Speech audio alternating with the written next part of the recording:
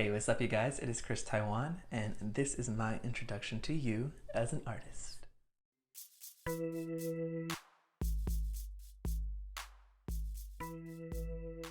So my name is my first name and my middle name. I've always loved my middle name, TyJuan.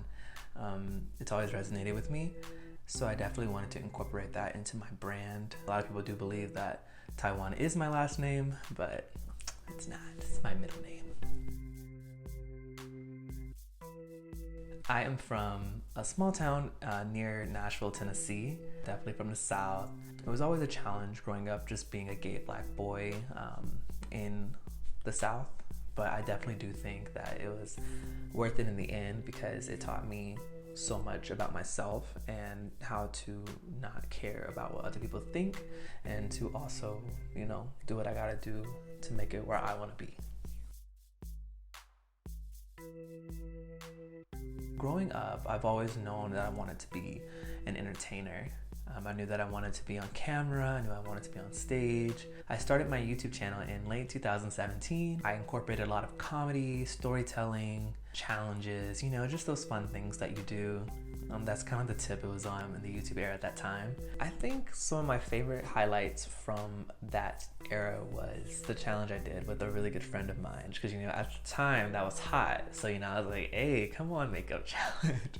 I thought it was hot stuff. We thought it was cool, and it was. I can definitely go back and look at that video and think hey, that was a really awesome video because I'm still good friends with her now. And I think that was a highlight in that era because it was me, not only getting to collaborate with people that I was inspired by, but it was also me getting in touch with my feminine side. Around early 2018 is when I got accepted into AMDA. I felt like at that time I wanted to really discover what my passion was for acting. The experience at AMDA was definitely intense. It was so different culturally, moving from a small town in the South to the big city. It was scary but exciting. You got to experience with new people and new cultures, and it was definitely something that I was really excited to do. Being in television shows and compared to film, I think television is definitely where I see myself in the future. And we decided to do this Euphoria inspired scene, and it was based on me having a history of drug use, and I love Euphoria and Zendaya and the entire cast, and Sam Levin is incredible. So being able to create something based off of something that was already great and still is great was really fun to do. Another fun fact, I actually auditioned for the second season of Euphoria at a time that they were looking for submissions, and I spent so much time trying to make the perfect audition tape in my apartment that I actually missed the submission date. So I didn't get to submit my submission. It was a huge eye-opener at that time. It was like, okay, for one, it just means that you weren't ready.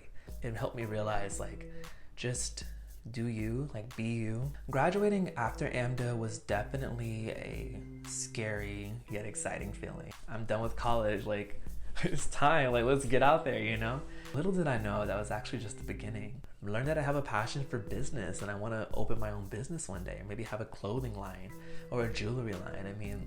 I'm iced out right now. Come on. Those things are my passion. And so I feel like that self-discovery started right after AMDA, and I started to realize that there's a lot of underlying passions within you that really define who you are. I've definitely found my passion for dance as well. I've taken dance lessons recently on this new app called Steezy, and I noticed that I really do love jazz funk. The moment that I hear, Maya, Case of the X, I'm in the bathroom dancing, got an entire choreo routine to it, but I come out and it's oh yeah, I'm gonna go do some screenwriting. I do love screenwriting, I do love acting and all these things, but I feel like those are things that I want to incorporate into my music career. And I feel like the music and the artist in me has always been there, but it's this self-discovery has helped me realize that's your true passion. That's where you align the most. It's with your music. And one day I do want to perform my own music on stage and connect with my audience and give you a killer choreo routine, and give you some killer vocals and some killer bars. Can't wait to have my first album and have my first tour. You know, just being able to simply be in a studio and being able to interact and vibe with a producer and songwriter and be able to create beats. It's just something that I'm truly so excited about, and I can't wait for those things to, you know, just slowly come out. You know, the R&B, the pop, you know, the pop R&B fuse. I've really connected with old 2000s music, and it's so fresh every time you bump it. I really resonate with female artists, like being able to be in the same room with a female producer, female songwriter. Like, I just feel like I'm able to align with my true self with them. So it really would be exciting to be able to work with female artists and female producers and female songwriters.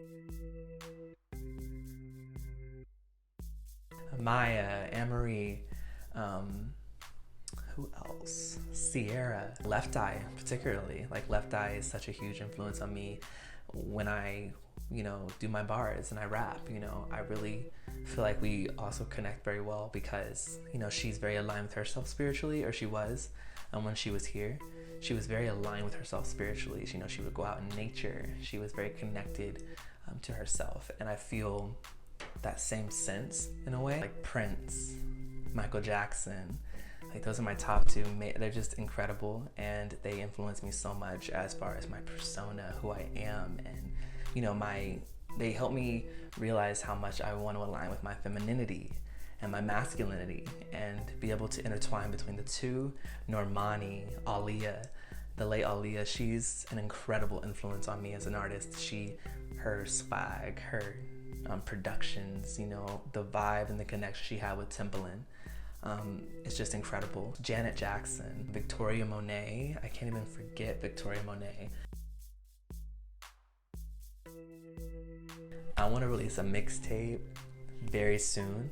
I'm working on one right now, incorporating a lot of my rapping and songwriting and maybe a little vocals. Rapping is something that I didn't know I had a passion for either for the longest time, but then I realized, you know, there is a certain way that I want to portray my art musically, and, you know, of course, producing my own beats. Yeah, it's just really fun getting to work through that process and figuring out things, because everything just kind of falls into place as you get into it. Chris TyJuan is here to inspire young Black gay boys like myself to truly be yourself, truly be you. Don't be afraid to step outside of the box. You know, whatever it is that you want to do, go out there and do it. So this year has definitely been just a huge eye-opener for a lot of people, and I feel like now is the time, this is the era to really align with yourself and really figure out what it is that you want to do, and do it, man. Get into it. For me personally, as long as I am, you know, making someone smile, you know, inspiring,